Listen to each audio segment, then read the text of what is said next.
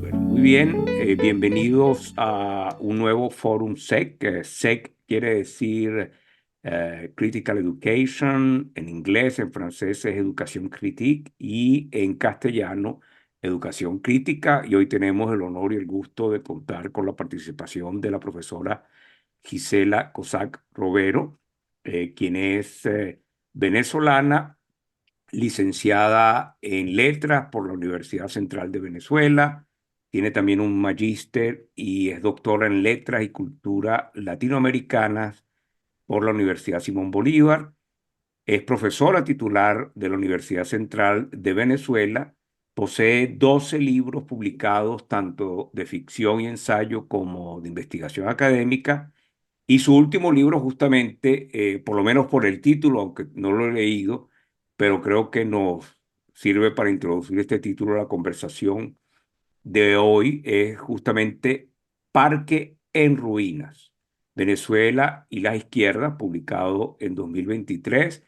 Vive ahora en Ciudad de México, donde es profesora de cátedra del Tecnológico de Monterrey y además columnista fija de la página web de la revista Letras Libres. Así que bienvenida, Gisela, y muchísimas gracias por haber aceptado esta invitación para tratar hoy el tema de qué significa ser progresista en el mundo hoy en día. Y justamente, bueno, el título de tu libro, que me hubiera gustado leer, y lo voy a leer, lo voy a buscar y lo voy a leer, para introducir esta conversación, es muy apropiado, como lo dije, porque es eso, o sea, primero hay que clarificar qué quiere decir hoy en día ser de izquierda o ser progresista. Y esa sería mi primera pregunta, ¿cómo lo podemos definir hoy en día? Bueno, básicamente, ser progresista significa, de acuerdo a una terminología que heredamos además del siglo XX, y que incluso utilizaba el Partido Comunista de la Unión Soviética. Hablar de esto parece hablar de una cosa tan lejana. Para definir, la palabra progresista definía aquellos movimientos, partidos políticos, que no siendo comunistas, efectivamente respondían a anhelos de cambio social. eh, digamos, dentro de un espectro de izquierda, se pensaba, por ejemplo, de la centroizquierda a la extrema izquierda, y había, digamos, unos matices, la socialdemocracia, el comunismo, el socialismo democrático, es decir, una cantidad de matices a veces difíciles de definir, pero que creo que hay una diferencia muy importante, que es las diferencias con respecto a la economía de mercado, a la propiedad privada, y desde luego a los regímenes políticos. El, el comunismo, tal como se planteó en el siglo XX, aunque tuvo un contenido utópico que nunca llegó a realizarse, puesto que el Estado, en lugar de desaparecer, se fortaleció de una manera impresionante, suponía que la propiedad privada de los medios de producción iba a desaparecer, la dictadura del proletariado iba a transformarse en un régimen político profundamente democrático desde las bases, y eso sentaba una diferencia con respecto a lo que se llamaba en el siglo XX la democracia burguesa, este, que hoy en día se llama, digamos, los regímenes neoliberales, etcétera, etcétera, dependiendo de la terminología que se use. Y eso significaba que o tú respetabas, digamos, la alternabilidad democrática, la pluralidad ideológica, etcétera, o no. Y a partir de eso se definían diferencias importantes en relación con la propiedad y con el régimen político. Si no es lo mismo ser un socialdemócrata al estilo de la socialdemocracia española, Ujú. venezolana, chilena, etcétera, que ser un comunista, como se definió en el este de Europa. Eso, digamos, es la parte más o menos conocida. ¿Por qué lo reitero? Porque parece mentira que una terminología que pertenecía al siglo pasado tenía un poco más de matices que lo que tiene ahora la simple división entre derecha e izquierda. Voy a poner un ejemplo. acaba de morir el expresidente de Chile, Sebastián Piñera. El diario El País recoge la noticia diciendo, el presidente de derechas, Sebastián Piñera. Sebastián Piñera es lo que en otra época hubiéramos llamado centro derecho, centro democrático, o incluso socialcristianismo, se lo quiere ver así, pero vamos a hablar del centro democrático. ¿Por qué? Porque hablar de derecha simplemente olvida ciertos detalles. La pulcra alternabilidad en el poder que ha habido en Chile. Ujú. Sebastián Piñera le entrega el poder nada más y nada menos que a Gabriel Boric, que Exacto. lo adversó de una forma que hoy en día creo que Boric incluso ha recogido las velas con respecto a la forma de protesta que liderizó. Sin embargo, Sebastián Piñera no solo apoyó la causa de la democracia en países como Venezuela, voy más lejos, le dio derechos a la población LGBTQ, Ajá. de tal modo que el movimiento LGBTQ chileno ha salido agradeciéndole a Piñera sus acciones. Entonces, ¿de qué estamos hablando? Pero ¿por qué crees tú que un titular como el del País, bueno, que sabemos que tiene una posición editorial cercana al PSOE, eh, ¿por qué enfatiza siempre, y no solamente en el caso de la muerte del presidente Sebastián Piñera, pero en otros casos, siempre enfatiza el tema de que este es de derecha y este es de izquierda? ¿Qué sentido tiene poner el énfasis en que Piñera fue un Un sentido de presidente de la división de derecha? las aguas. Ajá, ¿Cuáles son los presidentes que nos parecen cercanos a la línea editorial del periódico y cuáles no? ya. Eso es todo. Entonces, bueno, por supuesto, el periódico pierde credibilidad, pero lo que más preocupante en este sentido es el mundo de las ciencias sociales y las humanidades, donde todos esos matices deberían estar más presentes que nunca. Entonces se habla de izquierda y derecha de una manera además que este, pierde, digamos, no solamente todos estos matices, sino pierde de vista que hay alianzas que hoy en día son, digamos, antinaturales. Pienso, por ejemplo, ¿qué existe en común entre Gabriel Boric, Gustavo Petro, Andrés Manuel López Obrador y Lula y Nicolás Maduro? Aparte de, por supuesto, una cuestión geopolítica donde pueden apoyarse dentro de ese vasto mundo llamado el Grupo de Puebla o el Foro de Sao Paulo o lo que se puede llamar la izquierda, etcétera, etcétera. Entonces, inmediatamente, Bueno, ¿tú y no crees que no, no, cuenta, sí hay puntos en común entre todos ellos, de alguna forma? Con variantes, con matices, pero sí hay algunos puntos hay en una común. crítica, bueno, hay una crítica evidentemente a lo que llaman el neoliberalismo, que no es más que el retroceso del Estado frente, ¿verdad? El achicamiento del Estado frente a la provisión de bienes públicos, que es lo que se ha llamado neoliberalismo comúnmente con todos los matices, ¿no? Por supuesto que hay un cuestionamiento a eso y una recuperación del papel del Estado en relación a la economía, a la educación, a la economía, a la seguridad, La a la salud. justicia, a la educación, salud, etcétera. Lo que de alguna manera son los restos del estado de bienestar. Sin embargo, las diferencias políticas son inmensas.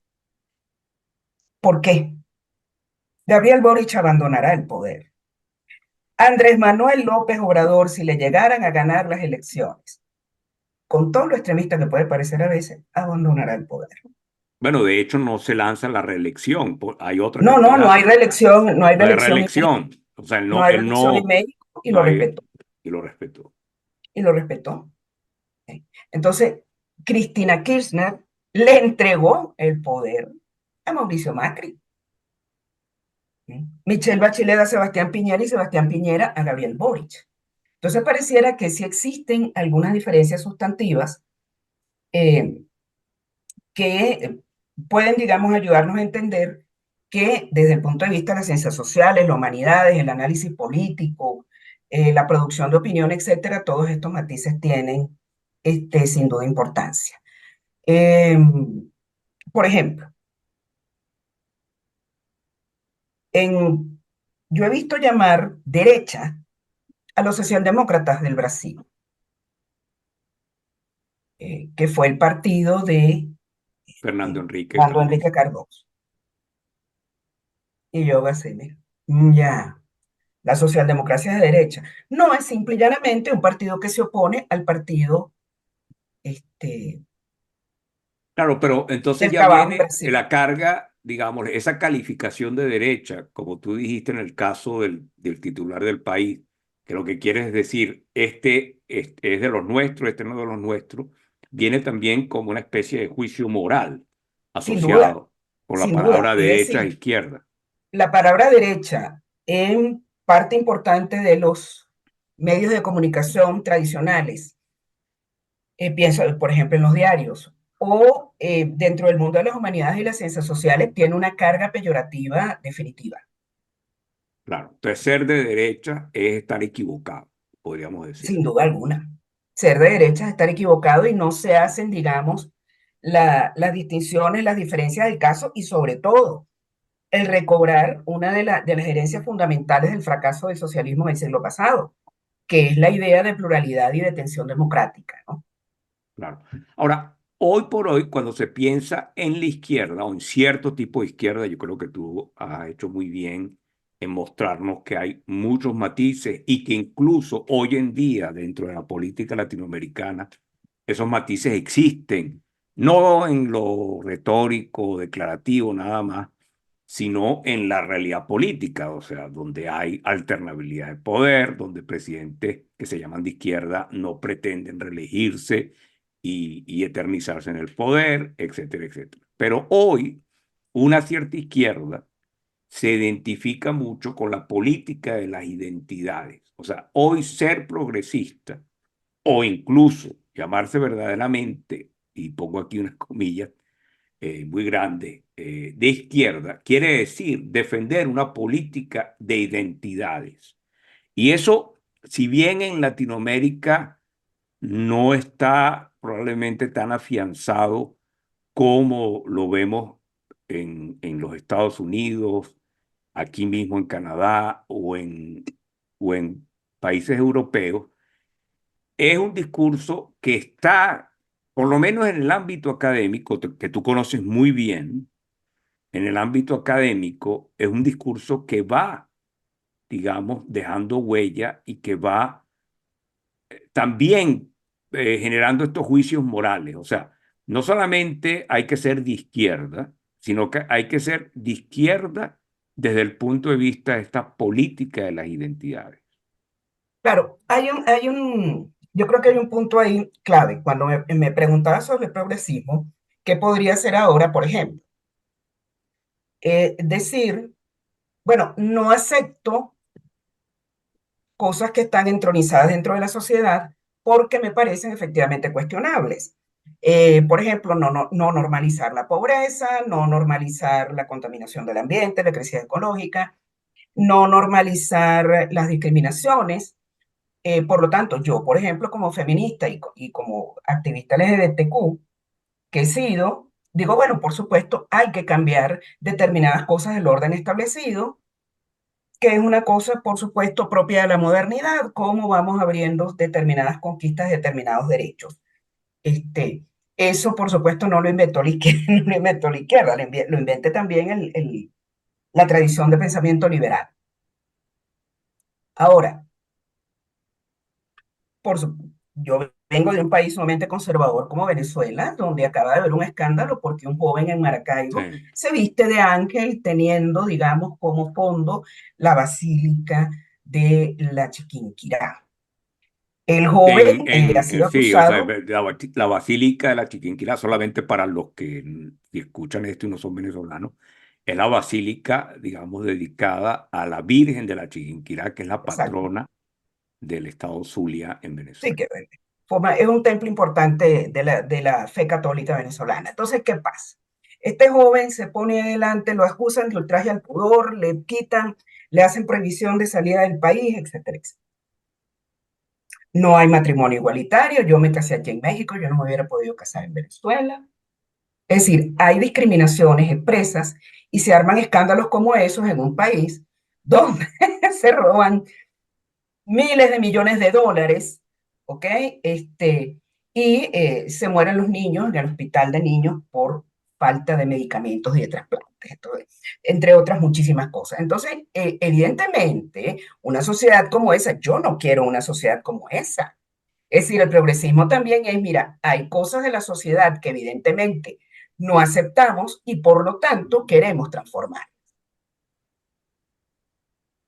Eso había sido el progreso toda la vida, hasta el siglo XX. Es decir, el momento en que dijo, bueno, vamos a transformar las cosas porque no queremos aceptar el Sobre, otro. sobre todo basado en la idea de igualdad de derechos, de la dignidad de la Exacto, de persona igualdad y humana. de libertad, de esa tensión entre Ujú. igualdad y libertad. Bueno, vamos a ampliar entonces esos derechos y ese derecho a la autodeterminación de la propia vida.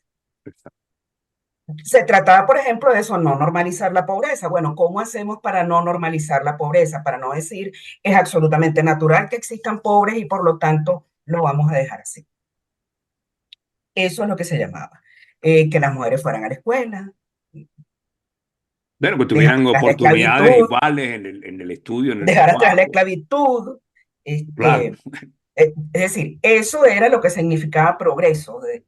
Y la idea era además una especie de transformación de la sociedad que además significara nuevas maneras de organizarse política y económicamente. Ahora, ¿qué ha ocurrido? Bueno, hasta ahora el experimento que le ha salido mejor a la izquierda desde el punto de vista económico-social ha sido el estado de bienestar que lo construye con los liberales y con los centrodemócratas, los socialcristianos europeos de otra época. De verdad fue lo que le ha salido mejor. Es decir, Europa da, no solamente Europa, pensemos en Venezuela, da un salto cualitativo inmenso después de la Segunda Guerra Mundial. Eso es real. Ese modelo se agota y es ahí donde la izquierda empieza a trastabillar de nuevo. Después de la caída del mundo socialista, ¿cómo hacemos para poder competir en producción de bienes y servicios con Occidente? Y resulta que la economía de mercado sí es mejor para proveer de bienes y servicios. Tiene un terrible problema, el consumo. Eso es real, eso es absolutamente real, eso es indiscutible. ¿Eh? O sea, Lo que eso significa. solamente, ajá, pero exacto, si nos puede ¿Ok? explicar por qué el consumo es un problema. Bueno, porque el consumo, digamos, el consumismo, no el consumo. El consumo, por supuesto, es algo que es Claro, inevitable el y ha mejorado consumismo. la vida de la gente. Me refiero al consumismo, por ejemplo, una enorme cantidad de producción de cosas muy difíciles digamos, de desechar desde el punto de vista ambiental, que no producen ningún valor agregado, que son chatarra, comida chatarra, objetos chatarra, eh, una enorme cantidad de plásticos, de cosas que efectivamente no hay consumo. Es decir, gente que te dice por una parte, no, pobres árboles, no, no a los libros en papel, y tú le dices, ¿y tú has calculado la huella de carbono de tu uso de redes sociales? ¿Eh? Entonces, digamos, ese tipo de cosas están en discusión y creo que efectivamente ahí la izquierda tiene un poco. Ahora, no ha podido competir. Yo recuerdo cuando a la izquierda salió Judith Butler, Bifo Berardi, Slova Žižek, todo el mundo dijo, el COVID, la pandemia va a derrumbar al capitalismo y las vacunas serán aplicadas con criterios raciales y sociales. Yo nunca he oído a Judith Butler ni a Žižek arrepentirse de lo que dijeron. Ahora el problema en Estados Unidos es que la gente no se las quiere poner, pero consiguen en cualquier farmacia y te las dan gratis si las necesitas también. Lo mismo Bueno, pasa aquí. bueno, Eso quiere decir que efectivamente en la provisión de bienes y servicios no hay como la economía de mercado. Y la no, izquierda no ha podido con eso. y si entonces, y ya que mencionaste a una persona con tanta influencia como Judith Butler en lo que es la política de las identidades, si la izquierda entonces no ha podido, digamos, dar una respuesta a lo que la economía de mercado hace mejor, que es producir, distribuir, generar consumo, también desperdicio, pero bueno, aumentar el nivel de vida de la gente. Entonces, a la izquierda, ¿qué es lo que le queda como oferta o al progresismo? No, yo creo que sí, efectivamente le queda una oferta importante en algo que yo creo que debería recuperar.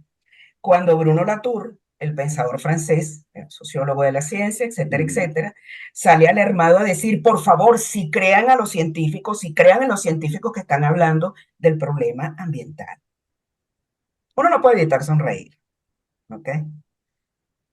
Después que siembras toda una desconfianza con respecto a la ciencia y la tecnología, donde dices, bueno, mira, por supuesto que están sujetas al poder, todo está sujeto al poder, pero de ahí, digamos, a dudar de la posibilidad de su verdad, había una diferencia importante. Él mismo tiene que convocar, tienen que creer a los científicos que están hablando del cambio climático. ¿Mm? De qué vamos a hacer con el carbono, qué vamos a hacer con esto, qué vamos a hacer con los otros. Y bueno, la gente está aceptando que el cambio climático existe, aunque no coincide con sus causas y soluciones. Bueno, ahí la izquierda tiene un punto, por supuesto, en todo lo que tiene que ver con las discriminaciones, tiene un punto en una necesidad imperativa de disminuir la desigualdad, este, por razones además de lobby político. Tiene en ese sentido una cantidad de puntos que sí, la desigualdad, todo este tipo de cosas, pero ha perdido oportunidades históricas. Es decir, a mí me parece que la izquierda identitaria, que además es la ironía mortal de la historia, porque entonces Estados Unidos, el centro del capitalismo mundial, se convierte en el productor de teorías sobre las alternativas de izquierda, después que fue Europa Occidental, después que América Latina buscó sus propios caminos, y exporta este tipo de pensamiento lesivo con el Estado Nacional, ¿ok? Pero que no produce, digamos, un experimento como podía ser, por ejemplo, la Unión Europea en su momento. O sea, no está produciendo las experimentaciones Bueno, sociales, más bien, económicas y políticas que podrían claro, esperarse. podríamos decir que más bien lo que produce es fragmentación social, Pero, polarización, y ahí un poco va a mi pregunta. Tenía esa pregunta, la voy a adelantar un poco, la tenía para más adelante. Em, o sea, ¿tú no crees que ese énfasis en el tema de la política de identidades de alguna manera explica una ola conservadora que vemos en ciertos países? O sea, hay se como una... retroalimentan, efectivamente, se se retroalimentan, porque retroalimentan, ¿no? Porque también... ¿cómo es Ujú. posible que el Partido Demócrata haya perdido su base de trabajadores? Ajá. O sea, eso es algo que es un sinsentido, ¿ok? Porque, y ahí, fíjate en una cosa, ahí San Marx tenía un punto. Cuando decía proletarios del mundo unidos, sabemos muy bien que los proletarios amaban a sus naciones, a sus países, al patriotismo, todo ese tipo de cosas, pero tenía un punto que era el siguiente. Gente distinta puede unirse en función de un objetivo político. Y eso lo consiguieron también los partidos democráticos del siglo XX. Puede que esos modelos se hayan agotado y que los estados nacionales hayan perdido soberanía, de eso no cabe la menor duda. Pero todavía el Estado Nacional sigue siendo una palanca importante. Cuando tú fragmentas los estados en ese tipo de identidades, es lo que dice McLilla en relación con ese punto, ¿no? Tú estás perdiendo la capacidad de aunar esfuerzos en pro de un objetivo común. Te voy a poner un ejemplo. Las discusiones en relación con este punto que ha dividido al feminismo, como ha sido, por ejemplo, las identidades de género y lo que significa ser hombre o ser mujer. En un partido político de viejo cuño, eso no se discute. Tú eres trans, tú eres intersex, tú eres lo que sea, no importa. Como tú estás con nosotros, ¿verdad? Tú puedes perfectamente estar en el partido y no entramos en consideraciones de fondo necesariamente. Bueno, y además Ahora, pero por una característica, vamos a utilizar una expresión de un político venezolano, porque tú eres ciudadano o ciudadana, eres conciudadano o conciudadana, nada más, eso es lo que ya está. importa, ¿ya? Eso es lo que importa y por lo tanto nos abrimos a ese paso. Ahora, si empezamos con maximalismos en relación a esos temas, perdemos la posibilidad de la flexibilidad política, que es lo que nos interesa a la hora de adelantar determinados cambios. Entonces, ¿qué pasa con el conservadurismo que entonces se retroalimenta con ese tipo de cosas? Porque el miedo es el sentimiento fundamental del mundo en este momento. Ajá. ¿Ok? La hiperconexión, la hiperinformación, etcétera, no trajo algo que era de la izquierda y del liberalismo, que era la ciencia, la ilustración, la superación de las supersticiones, todo ese tipo de cosas, ha traído enormes temores, porque hay una cosa que dice Svetan Todorov, que es muy buena, que es que dice que los autoritarios son mejores antropólogos que nosotros los demócratas liberales, ¿no? Eso sirve para los extremos políticos. Es decir, eh, O sea, el miedo es una pasión. comprenden mejor Claro, lo que claro, mueve fundamentalmente a la gente.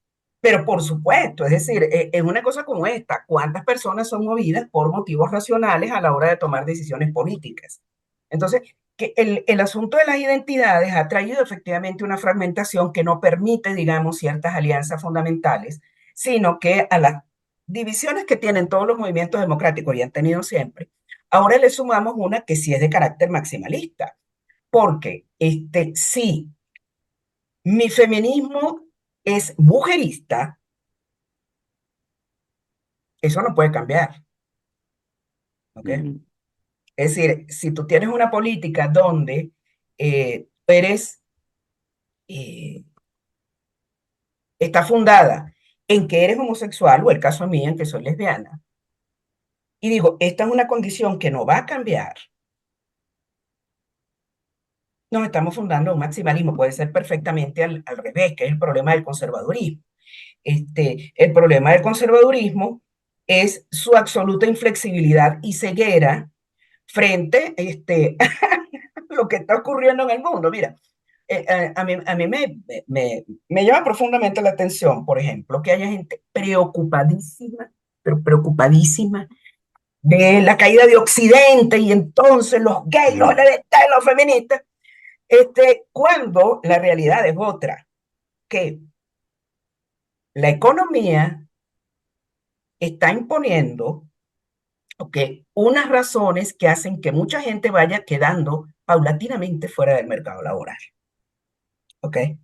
Entonces, el problema no es ay, la feminista, los LGBT, no, la decadencia de Occidente o lo que se podría llamar Occidente hoy en día, lo que conocemos como Occidente, tiene que ver con problemas económicos y sociales donde hay una serie de promesas incumplidas y por lo tanto las poblaciones tratan de buscar acomodos frente a esos temores. Ahora, pensar, por ejemplo, que el movimiento LGBTQ o el feminismo es el que va a producir una suerte de crisis que nos va a arrastrar a todos, es no darse cuenta de cómo se está moviendo el poder en el mundo. ¿Ok? La inteligencia artificial, por ejemplo. ¿Qué significa eso desde el punto de vista laboral para el mundo? ¿Mm? ¿Qué significa la cuarta revolución científico-técnica? ¿Qué significa la crisis de la democracia liberal?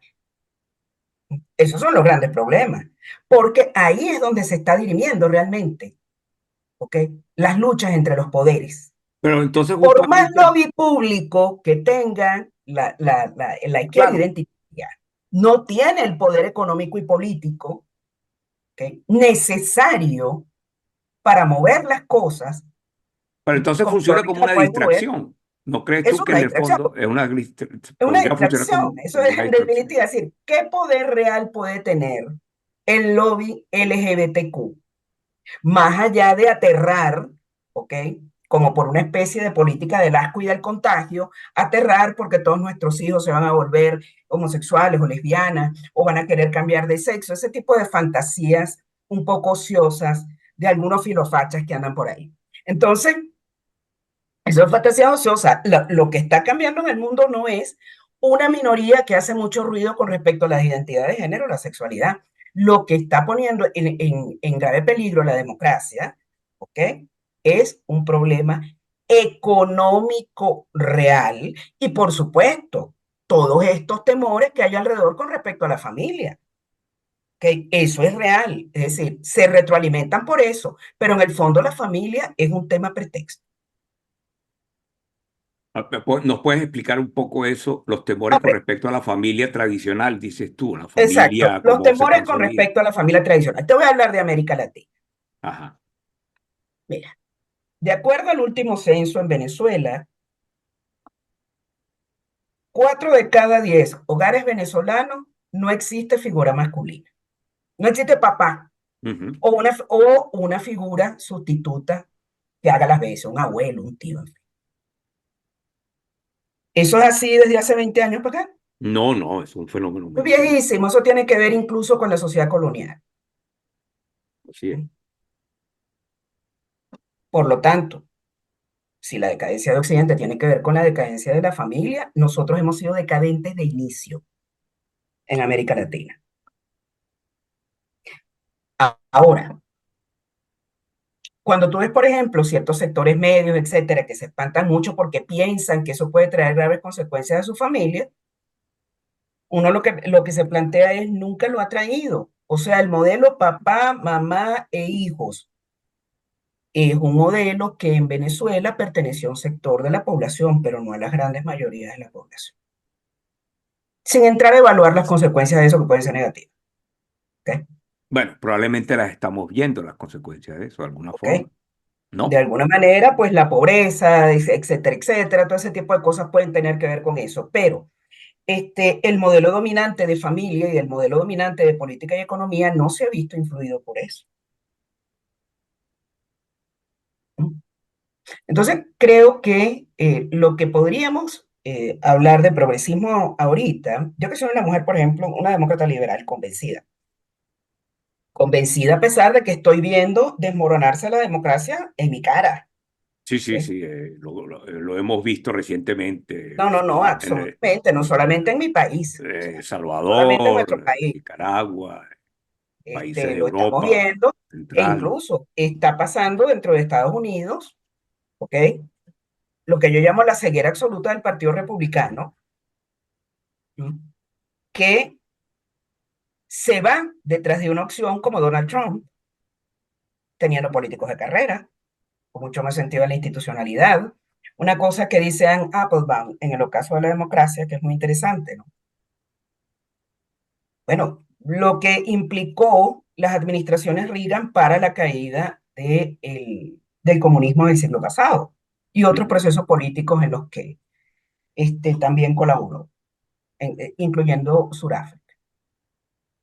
Ronald Reagan era como universalmente detestado por mucha gente porque, bueno, realmente parecía un halcón muy duro, etcétera. Ronald Reagan es un gran estadista al lado de Donald Trump. Sí, ¿Ok? yo creo que de eso no hay duda. No, o sea, yo veo eso y yo digo, no, aquí hay, es decir, la política llevada al fake, a la burla, al populismo más extremo. Y es la explotación y la retroalimentación, digamos, de los miedos. Yo diría que ser demócrata, liberal, progresista en esta época es empezar a pensar una cosa que dice Roberto Mangabeira Unger, el filósofo brasilero, creo que está en Harvard, que lo dice también Moisés Naín, Ujú. nuestro paisano, que es cómo llevas esa enorme imaginación y creatividad del mundo tecnológico y científico al mundo de la política. Eso es lo que le debería hacer la izquierda, pero la izquierda con la política identitaria, decolonial, antioccidental, Voy a se volver a ese punto está por un perdiendo momento. eso. Claro, ¿Ok? pero hay algo todavía más extraño en cierta izquierda. O sea, no solamente efectivamente lo de la política identitaria, que creo que eh, ahí coincidimos en que desvía, digamos, la atención hacia problemas tan fundamentales como probablemente todo lo que está pasando en la transformación tecnológica y en la economía. Pero hay algo incluso que es un poco más chocante o más raro, que es esa coincidencia entre gente que se llama de izquierda y ciertos tipos de fundamentalismo religioso, como el ¿Cómo no? como el fundamentalismo islámico. Mira, te voy a poner un ¿Qué, ejemplo qué, de qué eso. pasa allí? ¿Cuál es?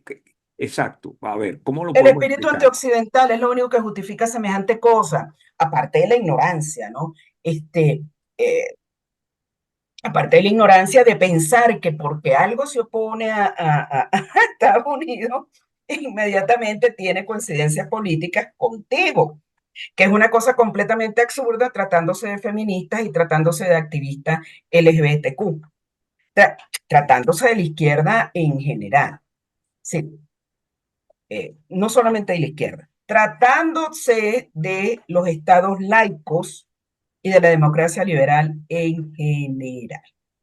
Independientemente de las tendencias políticas que se puedan tener, el Estado laico define unos espacios determinados de actuación de de las religiones que los fundamentalismos no cumplen.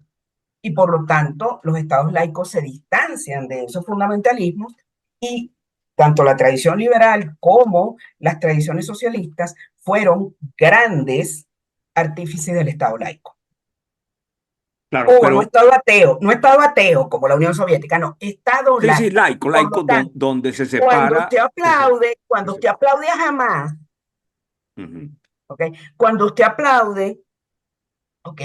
A cualquier fundamentalismo islámico, porque es anti-Estados Unidos o porque es anti-Occidente, usted simple y llanamente se está poniendo el cuchillo en el cuello. Pero yo quisiera, y aparte Eso es un hecho. de ese sentimiento antioccidental, digamos, como tú bien lo apuntas, o sea, esa coincidencia, los dos tenemos un enemigo en común y por eso debemos, supuestamente, diría una persona de izquierda o de cierta izquierda, debemos trabajar juntos en función de atacar, de debilitar a ese enemigo común. Pero creo que hay algo que va más allá de esa visión antiamericana, que tiene que ver con una idea que en su momento Michel Foucault presentó en unos artículos que escribió sobre la revolución iraní, Mm, cuando él decía que él veía allí un fermento revolucionario que se había perdido en Europa y en Occidente en general. Y que de alguna manera, a pesar de que efectivamente desde el punto de vista de los valores o desde el punto de vista de, vamos a decir, ciertas concepciones en torno a la familia o a la moral, él rescataba ese fermento revolucionario en su momento. Estamos hablando de la revolución iraní, por supuesto, ya han pasado muchos años y la revolución iraní terminó siendo una tiranía, pero hay el fermento revolucionario, que de alguna manera hoy esos movimientos que se reivindican, digamos, como antioccidentales y antiimperialistas, de alguna manera rescatan un fermento que la izquierda en el mundo ha perdido, de movilización, de, de enfrentamiento, de resistencia. Eso es una palabra que se usa mucho ante el poder de Occidente. claro, y ahí me das pie para volver de nuevo a lo que significa Occidente y su decadencia. Es decir, con la cuestión de pensar, por ejemplo, que toda esta izquierda identitaria, digamos, ha puesto a las ciencias sociales y al humanismo contra la pared en relación con, este, con la herencia cultural de Occidente. Marx, los filósofos de la sospecha, los pensadores de la sospecha, Marx, Freud, este, eh, Foucault, grandes pensadores, por otra parte, Heidegger, Sloterdijk, han puesto en la picota a Occidente desde hace mucho tiempo. Es decir, la izquierda identitaria es un epifenómeno que puede tener peso político relativo, ¿ok? Retroalimenta, por supuesto, a las derechas más absurdas, pero realmente ese cuestionamiento radical a la herencia democrática, liberal, al capitalismo, etcétera, etcétera, proviene de pensadores importantísimos en la tradición occidental que no tienen nada que ver ni con el feminismo, ni con la política de identidades, ni con nada que se le parezca. Es decir, piensa, por ejemplo, en Giorgio Agamben, cuando Sí. dice que, bueno, que las democracias liberales van indefectibles, los estados nacionales van indefectiblemente al estado de sección, etcétera, etcétera. una especie de, como que no hubiera agencia, etcétera. Entonces, todo ese pensamiento es el que de alguna manera ha planteado esa decadencia y ha planteado, digamos, todas las enormes falencias que puede tener la democracia liberal, el capitalismo, todo ese tipo de cosas, ¿no? Eh, y ahí viene un punto en relación con el capitalismo, que es cómo la izquierda contempla el fenómeno del capitalismo. O sea, la izquierda te dice que es un fenómeno universal, es antiuniversalista, pero te dice que es un fenómeno universal, y ese Ujú. fenómeno universal parece que se manifestará en todas partes de la misma manera. Cuando entonces tú le dices a la izquierda, bueno, pero espérate un momentico, no se manifiesta en todas partes de la misma manera, porque fíjate que en China se manifiesta de una forma, en Rusia en otra, en Venezuela en otra, en Estados Unidos en otra. Es decir, no genera sistemas políticos semejantes, sino formas de vivir la vida y de organizar la vida que son distintas. El caso, por ejemplo, de un Estado tan rico como Arabia Saudita, la forma en que está organizado políticamente. Sí, Entonces, que claro, es un régimen prácticamente feudal en lo claro, político con que... la, la mayor empresa petrolera del mundo, Ujú. ¿okay? Una empresa de máxima modernidad, la TECNE, ¿okay?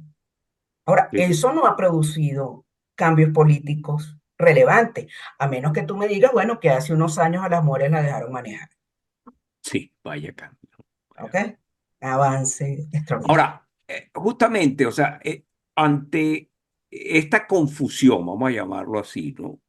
O sea, hay mucha confusión con respecto a eso, a qué significa ser progresista, qué significa ser de izquierda. De hecho, en el caso venezolano es prácticamente, si ya nos ponemos a hablar de etiquetas, a veces pasa un poco lo contrario.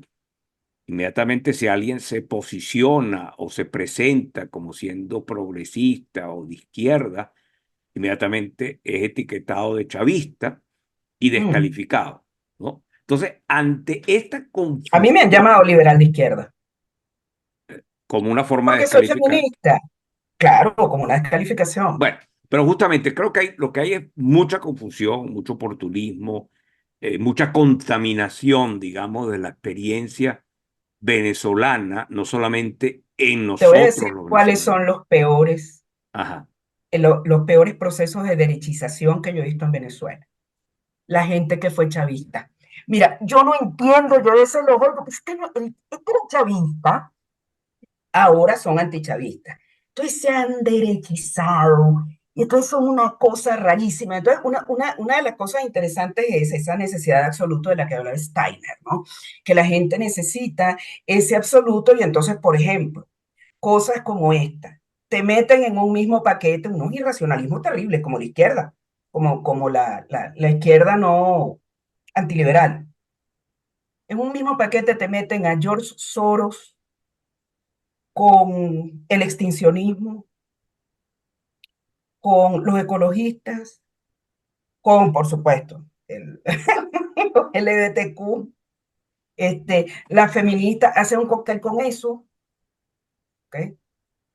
Y con ese cóctel te dicen, mira, si alguien dice, por ejemplo, no, bueno, mira, es que hay que cambiar la forma de la explotación petrolera, es que tú quieres arruinar el país porque tú eres de izquierda. No, no, no, mira, esas son otras cosas, eso no, mira todos los derrames de petróleo, mira lo que está pasando, etcétera. Esas son cuestiones absolutamente racionales. Entonces, el problema es que los extremos se retroalimentan porque efectivamente en la izquierda hay gente extincionista. Yo me he sentado con feministas que dicen es mejor que nos extingamos porque lo que le hacemos al planeta es terrible. ujú. Y yo digo, bueno, pues entonces quédate en tu casa a disfrutar de la vida. ¿Para qué sigues haciendo? Para que, es decir, ¿cuál es todo este trabajo social y político que tú quieres hacer si en definitiva tú estás bien? Ah, eres profesora en una universidad, etcétera, etcétera. Tú estás bien. ¿Para qué vas a estar peleando, ok, y metiéndote en líos si tú estás bien? Si no lo vas a hacer para otros que vengan después, ¿no? Eso es cierto. Eso es una minoría minoritaria que no tiene peso real. Vámonos al otro extremo. El otro extremo es, yo he tenido oportunidad de escucharlos, no personalmente. Este, el otro extremo son, no, hay que tener los hijos que Dios le mande a uno, porque es que, imagínate tú. Uno debe tener hijos porque es que la gente quiere que uno se extinga y quiere que los pobres desaparezcamos, o los judíos desaparezcamos, o los palestinos desaparezcamos, o etcétera, etcétera, etcétera. ¿Ok? De los que nos quedamos en el centro, no tenemos la voz cantante, No, no, porque no hace ruido, además el centro no hace porque no ningún hace ruido. ruido, porque no hace ruido. Es decir, nosotros no hacemos ruido. Lo que pensamos que no, que bueno, que mira, tú puedes llegar a determinados consensos, no toda política es consenso, a veces no van a haber cosas en las que no vamos a coincidir jamás, pero el gran problema de estos dos extremos, ¿ok? Es que la única forma en que cualquiera de los dos pueda ganar es si tiene el poder relativo. Es decir, habrá aborto, sí, los que están a favor del aborto tienen el poder, pero cuando los del otro lado tengan el poder, capaz que prohíben las píldoras anticonceptivas. ¿Por qué? Porque como no hay consensos, no hay democracia, no hay legalidad que valga. Yo, bueno, justamente vamos a volver un poco al comienzo en esta conversación, porque tú decías al principio, recordabas el caso del presidente Piñera, lamentablemente fallecido, un presidente, vamos a llamarlo de centro derecha, conservador, que en Chile consagra derechos para la comunidad LGBTQ, un presidente que asegura una transición pacífica a un gobierno marcadamente de izquierda, como el de Boris, que venía además con un proyecto de reforma constitucional bastante ambicioso y bastante radical. Y, o sea, un poco la paradoja que es desde la derecha que se logran ciertos cambios que en otro momento o que en otros países podía haber hecho la izquierda. Y quiero relacionarlo con nuestro país, con Venezuela, porque probablemente un gobierno que podría ser definido por alguien, no voy a mencionar a ningún candidato o precandidata en particular, sino que un gobierno que podía ser definido en un titular del país de España como un gobierno de derecha, lo que haría en Venezuela, haría casi una revolución progresista al asegurar cosas tan fundamentales como la libertad de expresión, eh, el respeto a las minorías, la alternabilidad del poder otra vez. O sea, que un poco esta distinción a veces no explica o no sirve para explicar fenómenos que un poco desbordan esta distinción tradicional entre izquierda y derecha. ¿Qué nos podrías Pero decir en ese sentido? por supuesto, mira, recientemente yo sí voy a mencionar a la candidata de la oposición venezolana, María Corina Machado. El país la llama conservadora. Yo me pregunté, ya va, ¿esto de conservadora a qué se refiere? En un país donde el status quo de 25 años es la revolución bolivariana, que tiene el país en la ruina, ha desalarizado el trabajo de una manera que ninguna democracia liberal de ningún signo político lo ha hecho. Tiene a la cuarta parte de la población fuera del país, por migraciones además, muchas de ellas incluso a pie. ¿Qué quiere decir conservadora en ese contexto? Sí, eso es O sea, un buen punto. ¿qué es conservador? La democracia liberal es conservadora, entonces yo soy conservadora. La libertad de expresión, los derechos humanos son conservadores, entonces yo soy conservadora. Entender que la iniciativa privada tiene un papel, tal como lo han entendido los gobiernos de izquierda de todo este continente, por cierto, es ser conservadora, entonces soy conservadora. Feminista, activista LGBT, conservadora, simple y llanamente, por eso, porque soy demócrata liberal. Y la democracia liberal la inventaron antes que yo, pues forma parte del pasado. Claro. Ahora, Entonces, ¿a qué se refieren con conservador? ¿Ok? Se refieren a una crítica, es decir, a alguien que no tiene valores progresistas. ¿Ok? Es decir, cuando cualquier persona de la oposición que ganara en Venezuela tiene que hacer un plan de emergencia con medidas básicamente sensatas que todo el mundo tendría que tomar, ¿okay? Para sacar del abismo en el que, a Venezuela del abismo en el que está. Entonces, todas esas terminologías de parte de medios de comunicación prestigiosos, de las ciencias sociales, de las humanidades, o lo que llamábamos humanidades en otro momento, porque ya nuestra relación con el pasado es radicalmente distinta a lo que era hace 50 o 100 años atrás. Ya no vemos el pasado como canon. Bueno, este, ¿cómo se puede llamar conservador algo que definitivamente implica progreso? Es un progreso, es decir, salir de esa situación es un progreso.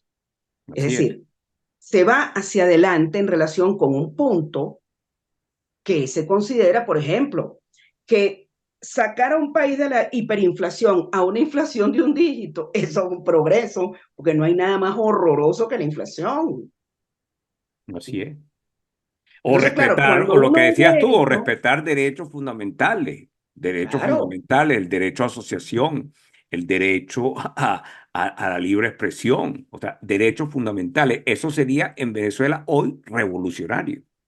eso sería absolutamente revolucionario en los términos en que se planteó la revolución en otra época, que era una efectiva ampliación de las libertades, Así que es. es un poco esa noción extraordinaria se ha perdido por todas las cosas que han ocurrido con las revoluciones. Pero además hay algo que yo creo importante en relación precisamente al humanismo. En esta época en que se está hablando además de poshumanismo, de transhumanismo, de que ya no somos el centro del mundo, que también tenemos que vincularnos con la tecnología, con los robots, con las otras especies en términos distintos a como lo hemos hecho. Yo tengo una doble visión de eso. Una es el dolor, el duelo, porque a mí el canon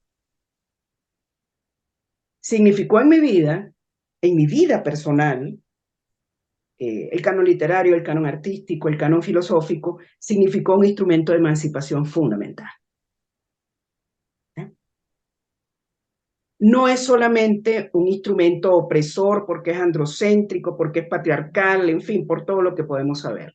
Es también un instrumento de emancipación porque todas las prácticas humanas son profundamente contradictorias y complejas. Aquel humanismo universalista que planteaba como medida de lo humano al hombre de Europa Occidental, por supuesto que tenía que abrirse a una manera mucho más rica y plena de ver el problema.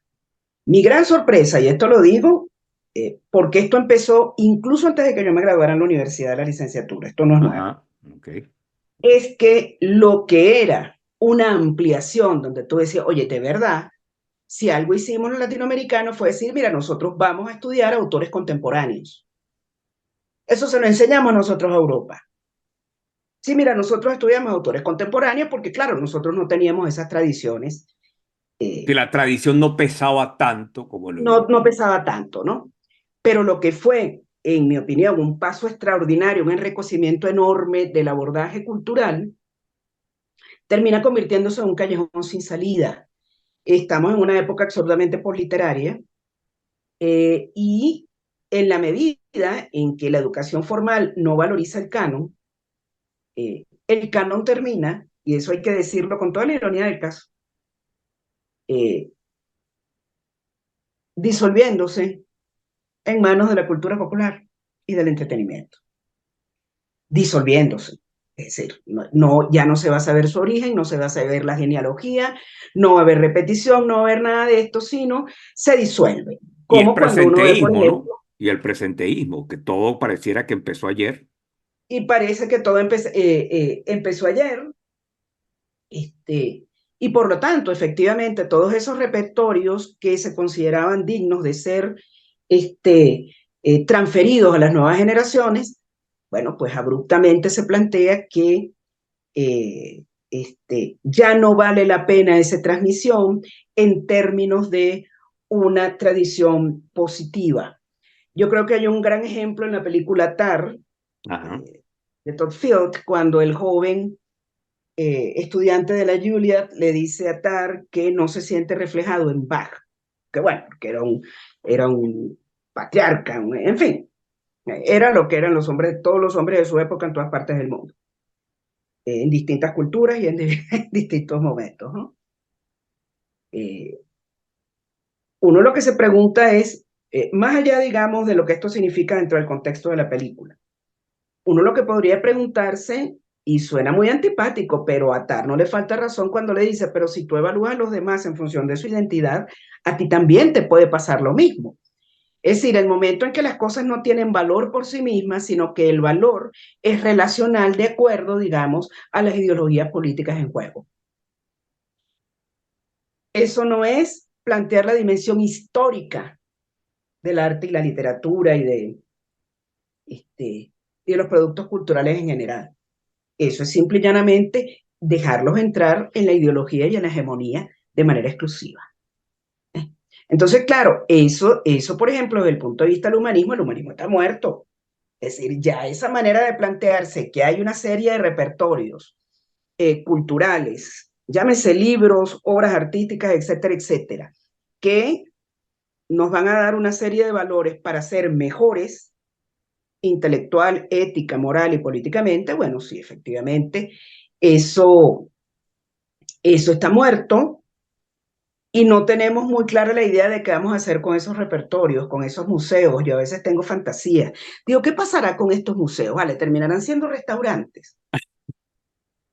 ¿Mm? Bueno, si no restaurantes, por lo menos la gente va a ir a echarle comida a las obras como lo hacen los más Ok, radicales ecologistas. las bibliotecas, o, en fin, todo este tipo de cosas. Ahora, Pero ajá, la cosa es que efectivamente hay una manera de pensar el mundo y de estar en el mundo que efectivamente está cambiando.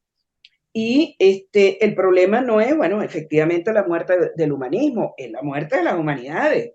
Es decir, este, ¿a título de qué, ok,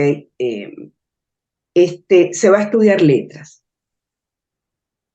o se va a estudiar artes, o historia del arte, o se va a enseñar literatura, o se va a enseñar a decir, ¿qué es todo eso? ¿Qué es el humanismo y las ciencias sociales ahora? Una manera de decirle a la gente cómo políticamente debe situarse frente a los productos culturales.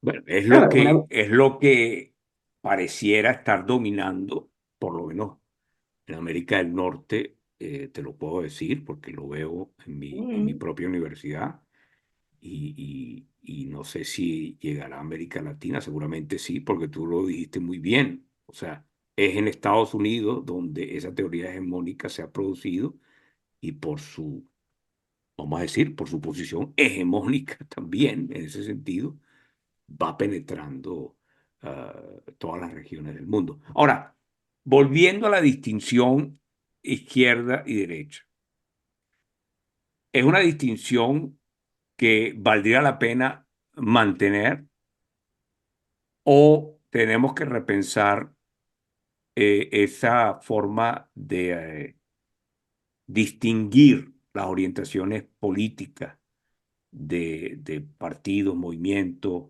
personajes. ¿Tiene sentido mira, mantener esa distinción? tomando en cuenta, sobre todo, por supuesto, nuestra posición como ciudadanos y como gente que, por supuesto, tiene sus ideas políticas, yo creo que los vocabularios políticos son de una pobreza tremenda. ¿Okay? Es decir, la pobreza de pensar el mundo en términos de izquierda y derecha en una época como esta, ¿okay? Impresiona, entre otras cosas, porque se están perdiendo los matices en donde no se tiene que perder. La ciencia, ya te lo dije, las ciencias sociales, las humanidades, el mundo, digamos, del periodismo, el mundo de las ideas, el mundo de las opiniones, es decir, hablar de izquierda y de derecha en los términos en que se hablan dentro de las redes sociales, dentro de los medios, dentro de las humanidades y las ciencias sociales, es de un empobrecimiento tremendo. Bien. de una pobreza En eso extrema. estoy absolutamente de acuerdo. Es decir, son unos vocabularios sumamente pobres y dentro de los ámbitos en los que nosotros nos movemos,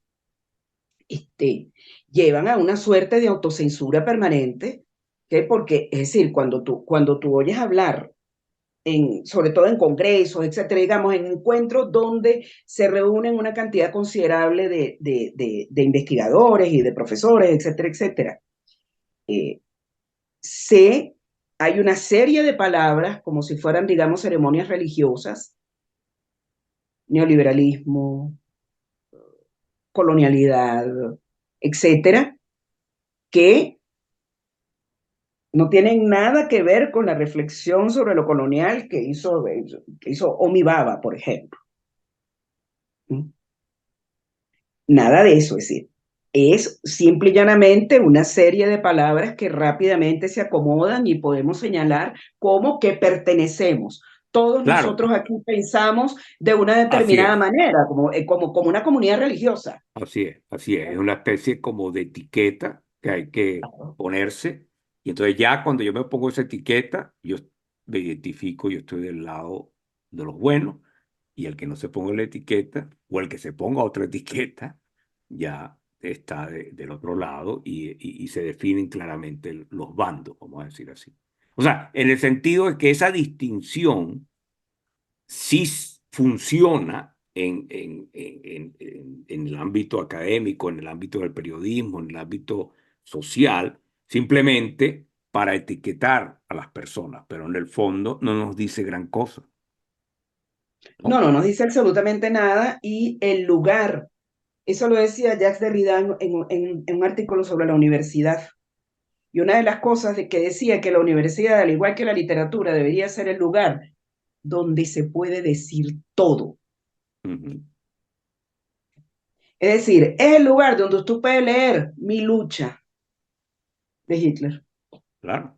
Es el lugar donde usted puede leer el Manifiesto Comunista, donde usted puede leer El Capital si se atreve, donde usted puede, es decir, es el lugar donde podemos leer y pensar y reflexionar sobre cosas que incluso nos pueden producir una profunda repelencia y rechazo. Pero es el lugar para eso. Claro, Ese es el lugar donde el arte, la literatura, la universidad son los lugares donde todo puede decirse. así es. Para ir cerrando, vamos a salir de la dicotomía izquierda y derecha y vamos a volver a la idea de ser progresista. ¿Hay algo que rescatar hoy en día de la idea de ser progresista? Claro que sí, yo creo que sí. Mira, por ejemplo, yo creo que el Estado Nacional sigue siendo importante, que es una palanca importante para el mejoramiento de las poblaciones, pero se está quedando corto, se está Ujú, quedando muy corto y por lo tanto hay que pensar, ¿okay?, en otras formas, que no sean las identidades, por favor, en ujú, otras formas de organización política, social, económica, ¿okay?, que sean mucho más racionales en relación, por ejemplo, mucho más racionales en relación, por ejemplo, con el consumismo, ¿ok? Con nuestra huella de carbono, con todo lo que tiene que ver con el entretenimiento, las redes sociales, lo que significa eso para la democracia, la educación, la política. Hay muchas cosas por hacer que no son simple y llanamente volver al Estado Nacional proteccionista que está planteando Donald Trump, plantearse una especie de época idílica de los años 50, que ujú. todas las familias eran así, como en la serie de televisión gringa de los años Sí, 50, sí. perdón, estadounidense. ¿Ok?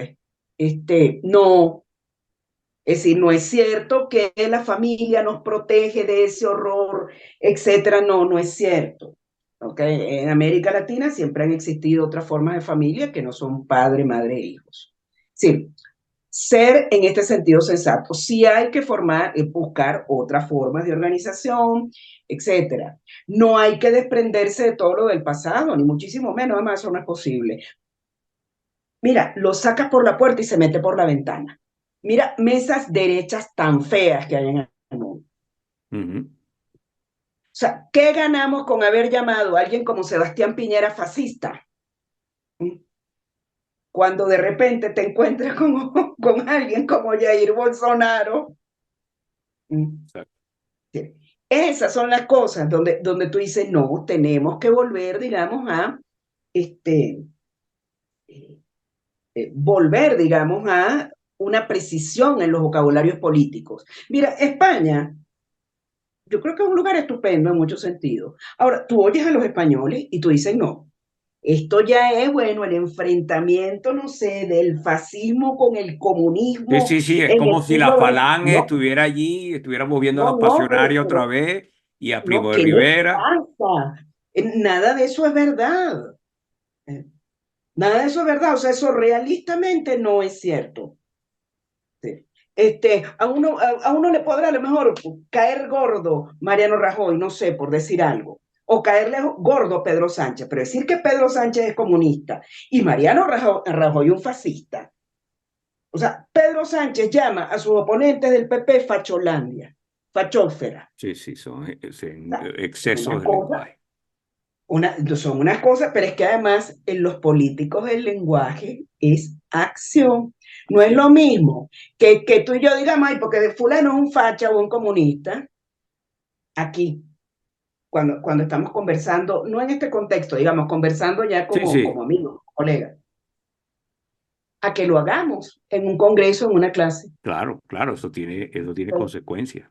Eso tiene consecuencias. Ahora, imagínate, si tiene consecuencias en el caso de profesores, de docentes, de escritores, ¿cómo no va a tener consecuencias en el caso de un presidente de la República o del presidente del partido más importante de oposición en un país? Así es.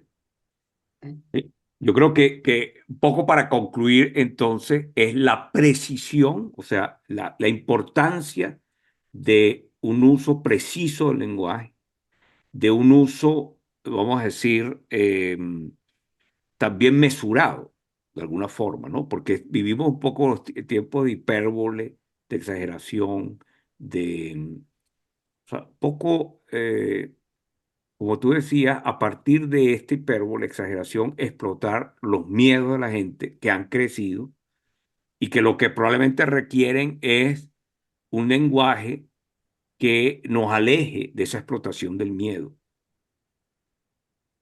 O sea, Pero quizás, y ya que estamos terminando, hay que recordar de nuevo a Todorov, ajá. este, cuando dice que quizás los autoritarios sean mejores antropólogos. Sí, sí, no, lo son, porque además, si la gente, por ejemplo, vamos a poner el caso de El Salvador, si la gente legítimamente en El Salvador estaba harta de la violencia y del dominio que tenían sobre la sociedad, las maras, las bandas organizadas, y ante ese miedo legítimo, además, porque no era una Por fantasía, supuesto, llega una persona y aparentemente, con todas las barbaridades que seguramente también ha hecho, de alguna manera resuelve ese problema. Bueno, yo creo que lo que ha dicho Todorov se confirma, ¿no? En el caso porque él comprendió que ese era el punto a resolver. Que si él era capaz, Bukele, hablo de Bukele como político, si él era capaz de ser eficaz en esa política para justamente sacar a los salvadoreños de ese miedo, y entendemos todo el trauma que eso, digamos, el trauma de la violencia en El Salvador, que ha sido brutal, porque no estamos hablando simplemente de la delincuencia de los maras, estamos hablando de la guerra civil, estamos mm, hablando de un sistema social extremadamente injusto, de una pobreza extremadamente violenta. Y si alguien viene y te dice, pues yo voy a atender ese miedo, como tú dices, antropológico, y te voy a dar una solución, pues la gente está dispuesta a sacrificar todo lo que sea por democracia, supuesto que alternabilidad. sí. Así es, Hay dos ejemplos de autoritarios. Uno, de un autoritario que pareciera estar en su decadencia, que es por supuesto Vladimir Putin. Y Vladimir Putin tuvo una popularidad inmensa en Rusia porque pone orden, o por eh, lo menos así se presentó y así resultó a ojos de los rusos dentro de lo que había sido el desmantelamiento del Estado soviético. claro, claro. Y de los últimos, además, días de Yeltsin, que daba una impresión La gente no. de extremo caos, ¿no? Exactamente, De exactamente. extremo caos. Entonces, bueno, efectivamente, cuando hay ese tipo de cosas, quien pone orden, ¿ok? Suele tener un alto aprecio dentro de la población. La mayor parte de la gente quiere es vivir su vida de manera segura, llevar a sus hijos a la escuela, salir, hacer lo que tiene que hacer. Y cualquier gobernante que le garantice que eso puede funcionar, ¿okay? La gente se verá. Pero ¿cuál es el problema? Que ese tipo de sociedades tan conservadoras y tan amigas del orden no progresan desde el punto de vista científico, desde el punto de vista tecnológico, desde el punto de vista ético, moral, político, etcétera. Hasta China le ha llegado su límite, porque el contraejemplo es China. Sí. Le ha llegado su límite. Entonces, digamos eh, que por aquí van las cosas, ¿no?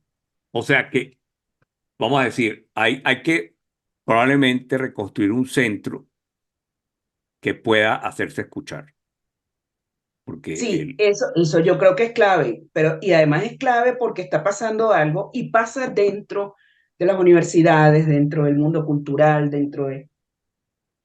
Oye, que hay un montón de gente que realmente se siente insatisfecha con esas políticas de extremos, con esas políticas de cosas que no permiten el diálogo, el hablar, el ujú, repensar, el plantearse cosas, ¿no? ujú. Como si, bueno, mira, hay un montón de gente que está como callada, como diciendo, mira, yo no me meto, yo no quiero que me dejen en paz, no quiero problemas, quiero poder seguir haciendo lo que hago, pero cuando hay una mínima confianza, empieza a expresarse un descontento importante. Y hay que abrirle un espacio. Bueno, es parte un poco la idea de esta iniciativa y de estas conversaciones. Yo te quiero agradecer muchísimo tu tiempo, tus No, a ti. reflexiones, que han sido muy interesantes y yo creo que es eso. O sea, esta es una conversación que hay que mantener. O sea, este tipo de conversación hay que Por mantenerla. supuesto. Por supuesto que uno entiende que el efecto o el impacto que pueda tener es limitado, pero no, eso no tiene que hacer que desistamos de mantener este tipo No, no, de para diálogo. nada. Estos espacios hay que mantenerlos. Así es. Así que te Por agradezco supuesto que sí. muchísimo, Gisela, y a todos los que nos están escuchando por habernos acompañado hoy. Bueno, Muchas gracias. muchísimas gracias.